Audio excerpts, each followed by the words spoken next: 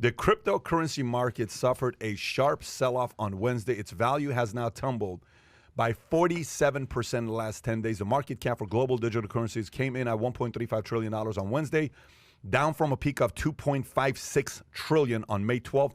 The most recent plunge was triggered by the People's Bank of China announcement that digital tokens can't be used as a form of payment by financial institutions. Bitcoin at one point fell as much as 31% to $30,000, while Ethereum slipped by 44% to $1,900. Bitcoin still hasn't recovered from Elon Musk's climate-related concerns over its mining process, which sent shockwaves across the digital asset ecosystem. However, having said that, today, I think Bitcoin is back up what? Bitcoin is back 20%. up 21%. Ethereum's back up.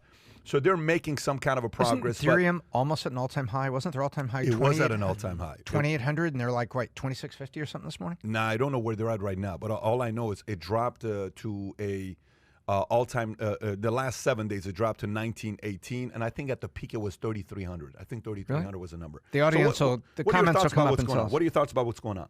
I think distribution is at play here. If you have distribution, you've got places to sell. And what China just said, sorry, we're closing the market, so no consumers. So therefore, they lose distribution. And when you have outlets, you have everything. Remember in the beginning when Dish Network and Tesla and people said, we're going to take Bitcoin. Now you've got distribution. You've got, this is why Diners Club. What's Diners Club? It's a dead credit card, right?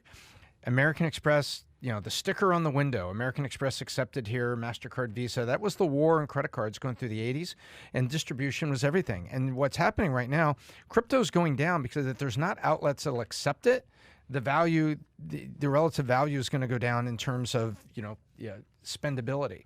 And so I think China and also Tesla said, hang on a second, we're not going to take Bitcoin for a while. Maybe it's power reasons, but I think there's a lot of distribution. If it's available and trading and it's in your PayPal, it's in your Coinbase, and you can use it anywhere, it's got more value. And I think what they have this week is a social thing on the mining and the electricity, but also on distribution. China saying, made in China, don't use your Bitcoin. Adam, what do you think?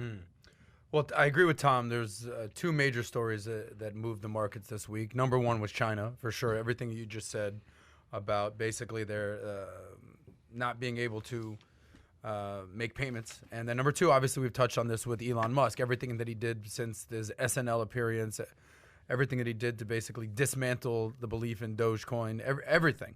So, but I think this is good. I think this is good to have a shakeup in the market like this because there's basically two types of people. There's the hodlers that have been holding Bitcoin since 2012, 2015, 2017. Whenever they got in, they've been holding. And then there's the speculators who have been just kind of, along for the ride. And if you've got in basically this year, because think about it, and you've touched on this the last time we spoke, how many people got a stimulus check and pumped it right into the markets or Bitcoin or a lot whatever? of young people, according to surveys, people. Right? So when all you know is up and nothing, you bought in at 15 or 20 and you got it to 60, and you put in 10 grand and now you got 50 grand, whatever the number is, you think this is a magical Bitcoin ride, like a Aladdin magic carpet ride.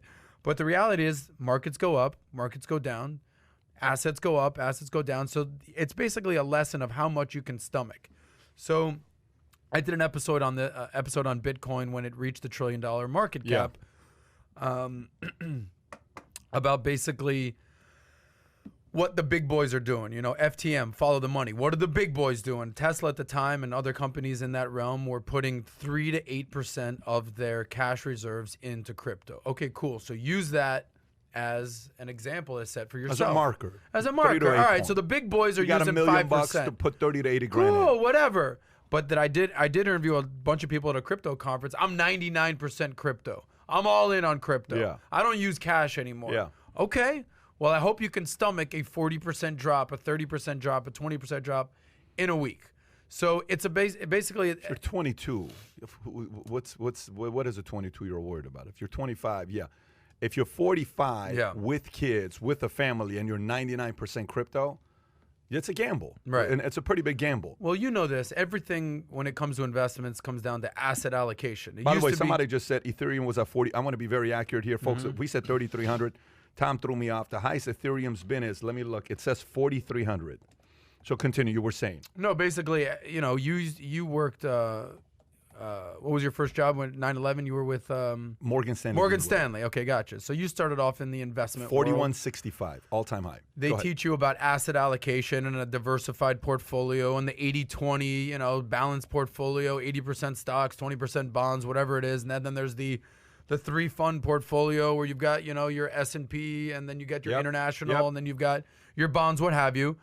In my opinion, crypto does need to be a part of your portfolio at this point, and it's just about how much you can stomach. So for me, 5% is my number. All right, cool. I'll put in this, I'll put in that, but for the most part, I'm all in on the S&P and what have you. So you just got to ask yourself, how much are you willing to stomach with this crypto ride? Because it was at 60 grand, now it's at 30 grand. This is all within a month or two.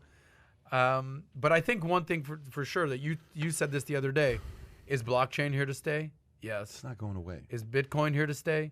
Yes. Mm-hmm. Are NFTs here to stay? Yes. It's just establishing, the market value of these things. Yeah, right? the price point. The real argument that is made sometimes, is it an investment if it's a currency? Is it something that you put in and you say, hey, this is a form of an investment or a currency? It's a different topic there, right? If a currency is being treated like a stock, it's kind of weird if a currency is being treated like a stock that, hey, I'm going to invest into. You don't say, I'm going to invest into. I understand there is a foreign currency, folks. I get Forex. People are big. You got to do. But Forex guys don't make, 350% in the last 12 months. You don't hear a number like that, right? If you do, it's typically you're a little bit of lucky and some stuff you got going on. That's the only challenge you see with this. By the way, the other day, Edward Snowden, I don't know if you saw what he said. He said the best thing they could do for Bitcoin is to keep it private, not keep it public. Yeah. So that's what it was built for. It wasn't built to be public. It was built to be private. And to him, he says, I'm a holder. Yeah. I have crypto. I'm in with this. I'm part of the group, but I don't like the fact that it's public. I want it to be private. Why is he saying that? Actually go to why he's saying that. Maybe long-term he's worried about regulation. Maybe long-term he's sitting there saying, man, the more... you're sitting there saying, dude, this was created not for me to be a billionaire. This was created for me to be private, for me to keep my life private. Now everything is public. Everybody can find it. I don't want it to be public. I want it to be private. So there's and when an Edward Snowden says something like that, I mean, the guy's got access. People kind of pay attention to it. So my biggest concern's been the same. It's not changed. You're just seeing how volatile it is. And quite frankly, for those guys that are going long on it, if you dollar cost average at 30,000, goes back to 64, you just doubled. If you believe in dollar cost averaging. If you don't, you're part of another community that's anti-Bitcoin. You're sitting there saying, I told you so, I told you so. We're going to find out what's going to happen. Everyone has, at this point, for the last quarter, everyone can say, I told you so. If you're on the, I love Bitcoin. But to be honest with you, more that I told you so is for the people that are in the crypto community. Oh, totally agree. Yeah, and I'm not part of that community. Yeah. I'm not part of that community. I'm right in the middle. I have very little in it, right? But I'm right in the middle. Yeah. But I respect their opinion and how they, are true believers in what they're doing. So we're going to see what's going to happen with that. Totally agree, Pat. For the last 6 months, the crypto guys could have sit back and be like, I told you so. But for the last week or two, the people, the Peter Schiffs of the world who are like, no way, this is crazy, this is too volatile, this is speculative. Yep. They can kind of say, I told you so. So if you enjoyed this little short segment from the podcast that we did, here's another short segment to watch. Or if you want to see the entire podcast, click over here. Take care, everybody. Bye-bye.